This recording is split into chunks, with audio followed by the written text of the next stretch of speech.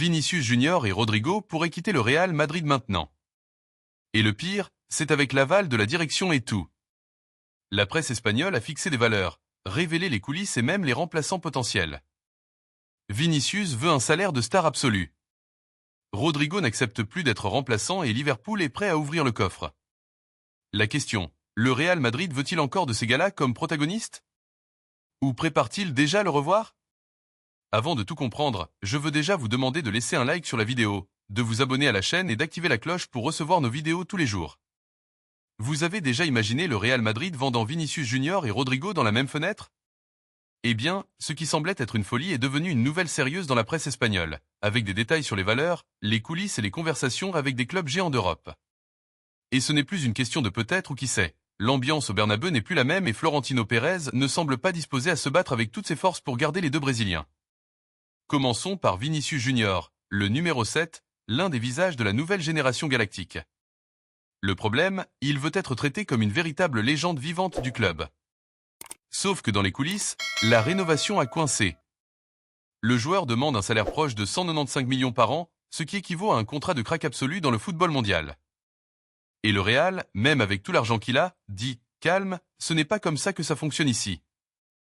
Le déclic de tout cela a été la performance du Brésilien lors de la Coupe du Monde des clubs où le Real Madrid a été écrasé par le PSG sur un score de 4-0.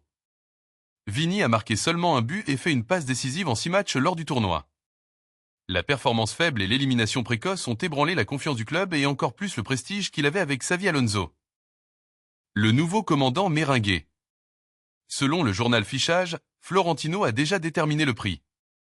S'il reçoit une offre autour de 150 millions d'euros, presque 1 milliard, il accepte de négocier.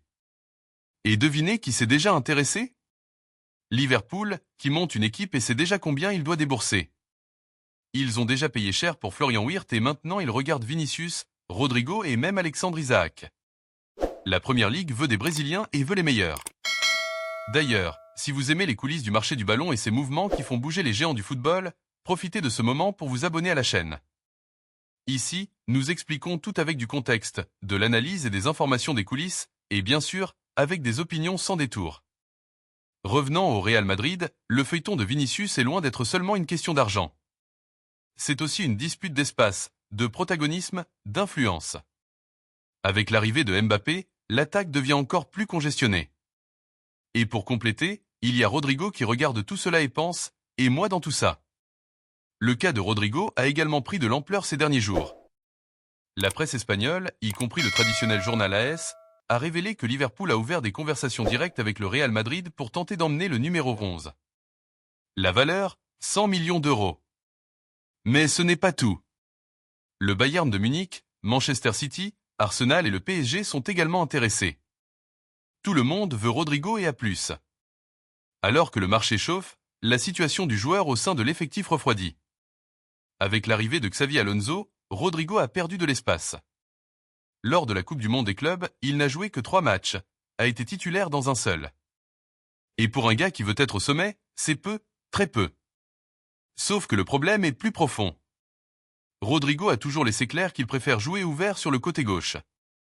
La même bande de terrain occupée par Vinicius Junior avec Ancelotti. Il y avait même une adaptation en 4-4-2 avec Vini avancé et Rodrigo plus reculé. Mais avec le nouveau schéma tactique d'Alonso, que ce soit en 3-5-2 ou en 4-3-2, les fonctions offensives ont beaucoup changé et il n'y a pas d'espace clair pour que les deux brillent comme titulaires absolus. Et pendant que tout cela se passe, le Real Madrid ne s'est pas encore positionné fermement.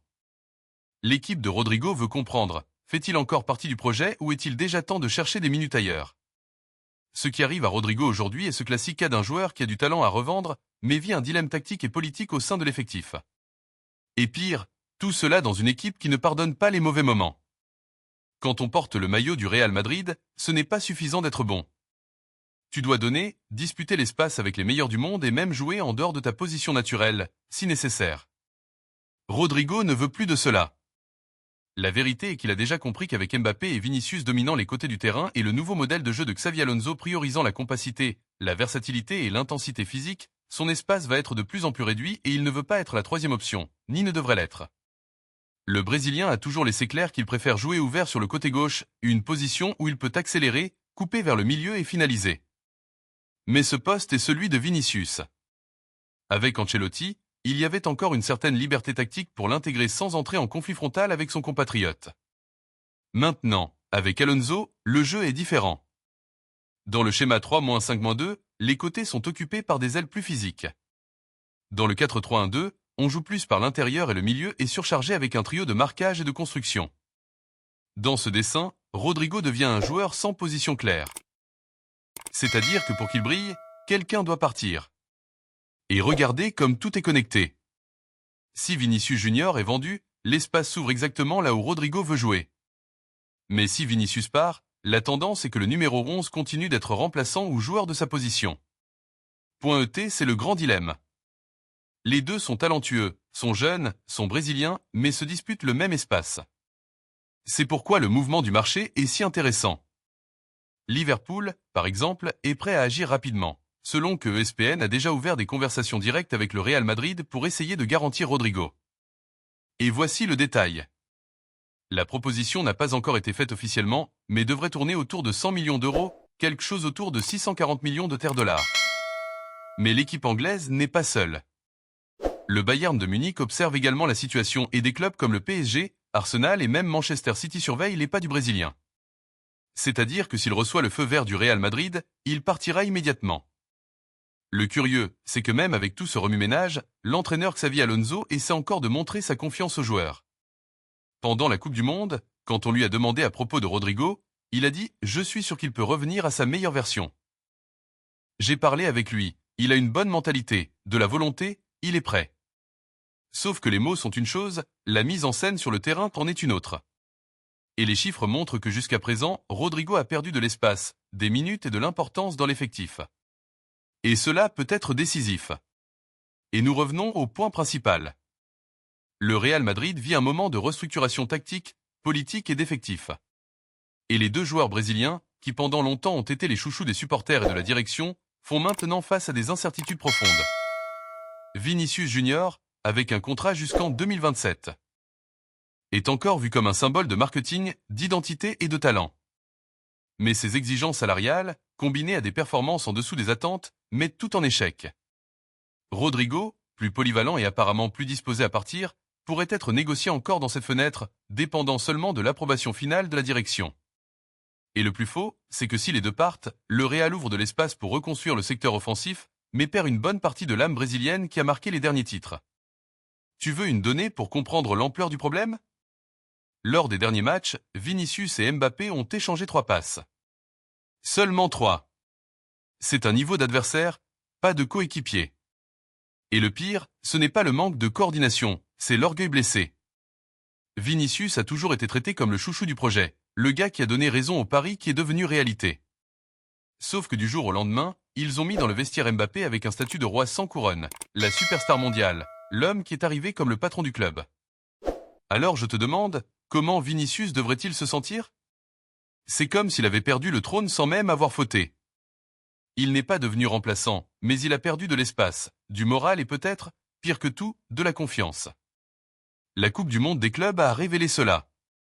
Nous avons vu un Vinicius différent, ratant des choix, disparu sur le terrain, avec une attitude étrange en dehors, profitant de la vie pendant que le Real Madrid sombrait. Mais celui qui a tant couru pour ce club ne peut pas trébucher à chaque fois. Où est seulement Vinicius qui n'a pas le droit de respirer ?